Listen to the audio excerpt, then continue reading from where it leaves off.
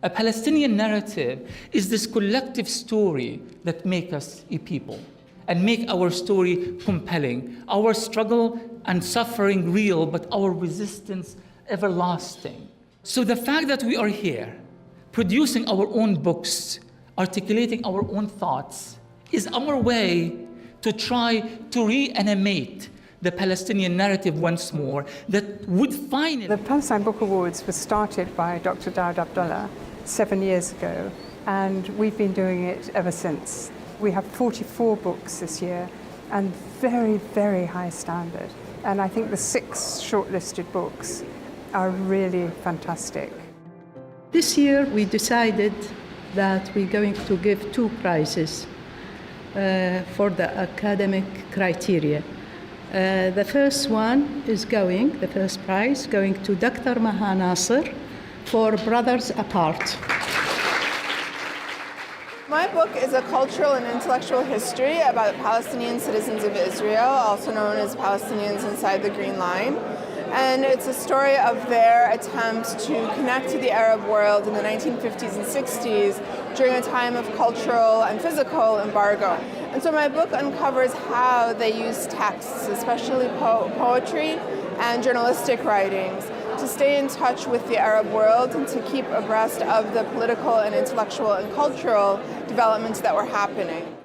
The second academic award is going to Colin Anderson for Balfour in the Dock.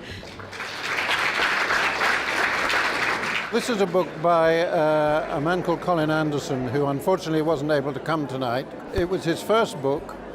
It was a labor of love. He'd been writing it for a number of years about an extraordinary book by a journalist written in the 1930s, which revealed the truth about what happened after the Balfour Declaration, well, before, during, and after the Balfour Declaration. I am sincerely, deeply touched by this recognition. Of course, I'm glad I won, but really, I have not written this book to win. I have written the book for more than that, and I hope that this book, winning or not, will be useful to readers of today and to readers of tomorrow. We don't always give a Lifetime Achievement Award, and the one we're giving tonight is to somebody extremely special, and to somebody who's actually taken 2 days to get here and be with us tonight.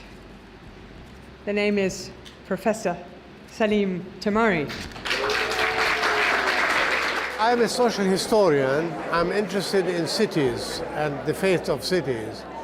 So I find the Great War, fascinating because very few memoirs have arrived us from that period. And it's a challenge to the historians. What we have is political history, and I'm trying to focus on culture, social history, social dynamics. So the book is called The Great War and the Remaking of Palestine. It's about the consequences of the First World War and the devastation it had on the whole Middle East, but also especially on Palestine. As a nation, we have been famous for many things, but one of the most sources of pride for us is the intellectual contribution that we have. I'm looking at Dr. Tamari here, and many of our great brains. As a nation, I think what has allowed us to sustain and to survive was the strength of our identity, of our culture, of our contribution to global intellectualism, global knowledge, remembering great people like Edward Said and Hisham Sharabi, Ibrahim Abu Lughod, and many great contributors to global knowledge.